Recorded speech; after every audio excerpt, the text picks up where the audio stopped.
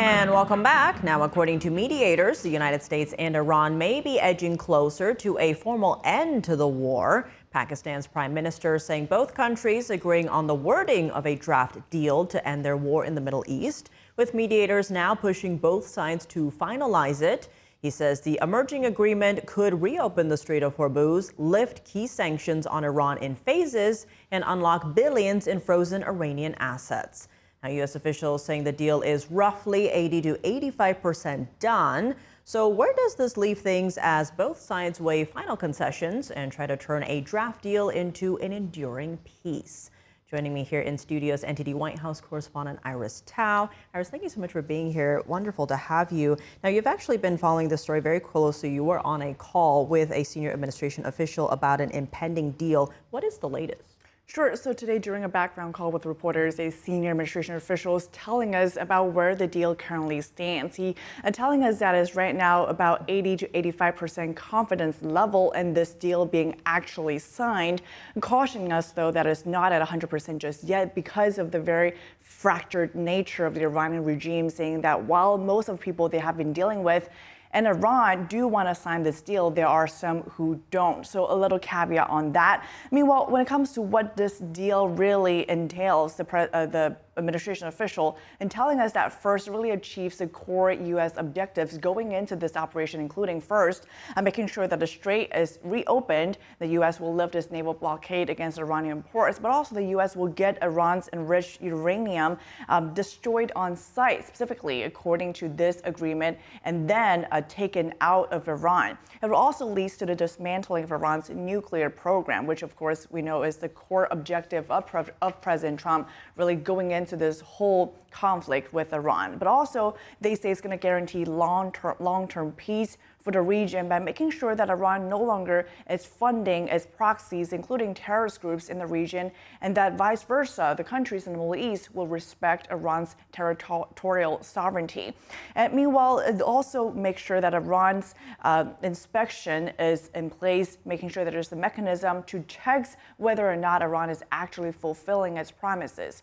And now, in turn, when it comes to the U.S. side, what we're going to get is what the Iran side is going to get is that it's first, of course, will be relieved of a lot of the economic pressure it's been under for many years.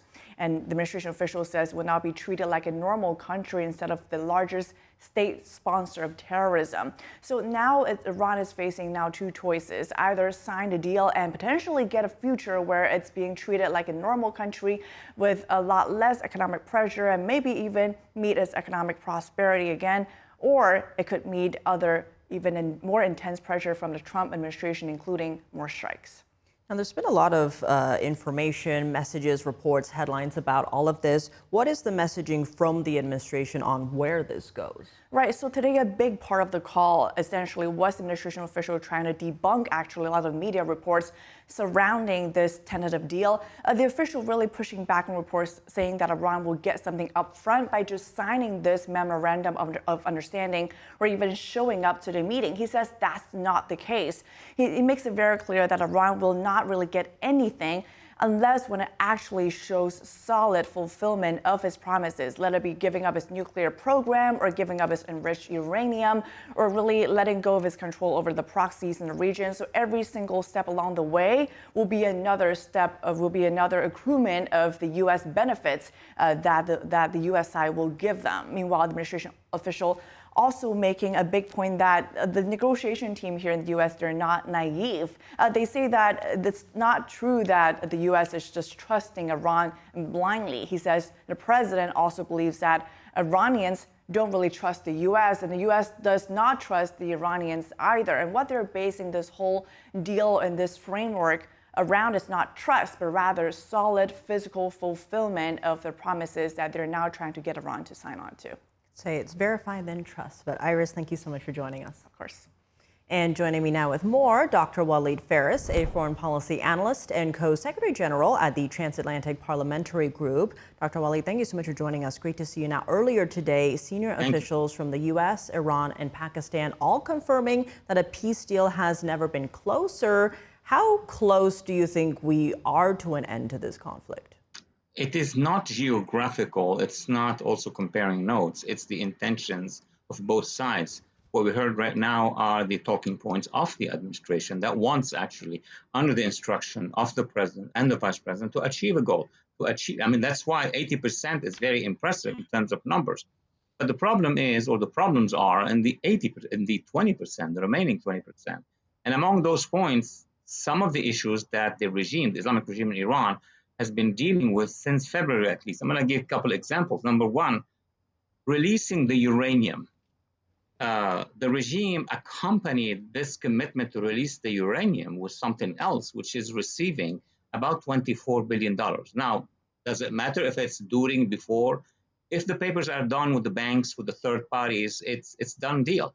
The problem, some observers would say, is that with such a money, at their timing, they could buy the same product, better products, or a finished article, which could be a tactical nuclear bomb, but not now, because now they are under the threat of the administration. Second is to receive, for the regime to receive enough cash for what they call humanitarian reasons. We've seen this 10 years ago, 8 years ago, this year. There need to be a mechanism of control, and the mechanism of control should be accepted. I have not yet heard from the regime that they're going to accept something that will be above their sovereignty, that would force them to accept or force them to execute. 60 days to be renewed, 60 days of ceasefire. We had many of these 60 days, 30 days, 1 week, etc. My point here is that short of having a military mechanism that would force them to go back, it's going to be challenging. And that's why, while looking at the details, I saw that the regime is requesting a withdrawal by the U.S. from the Persian Gulf. It's not going to happen. But that's the condition that they are putting for the execution of the deal. There are more points, but those points are enough to tell us that from our side, we are ready for the 80%. For their side, they do have probably another 80% that they would like to add once we come to the table of negotiations. Let's see. And digging into that last point, what can the United States do to enforce the deal once it is signed? We have to pay attention to the conception of the regime, what they're trying to do. One of the tools is to keep our forces in the area, and then if they don't open the channel, Hormuz, then we're going to go at it again. But then there will be a repeat of what happened before. We're going to get back to a ceasefire. The other tool we had was to basically mobilize the Iranian population. These were the first three messages by President Trump, if you remember, in January. Keep demonstrating, seize your institutions, and take over.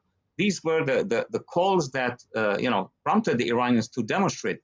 There is a stipulation there. I'm not sure if it's going to be official, but there is a stipulation which is now in the media that says the United States have to commit not to meddle in our domestic affairs. Not to meddle in our domestic affairs, meaning not to reach out to the Iranian people, not to partner with the Iranian people, train, arm, etc. So they know what are their weaknesses, and they're trying to fit that weakness in a deal that we would sign on.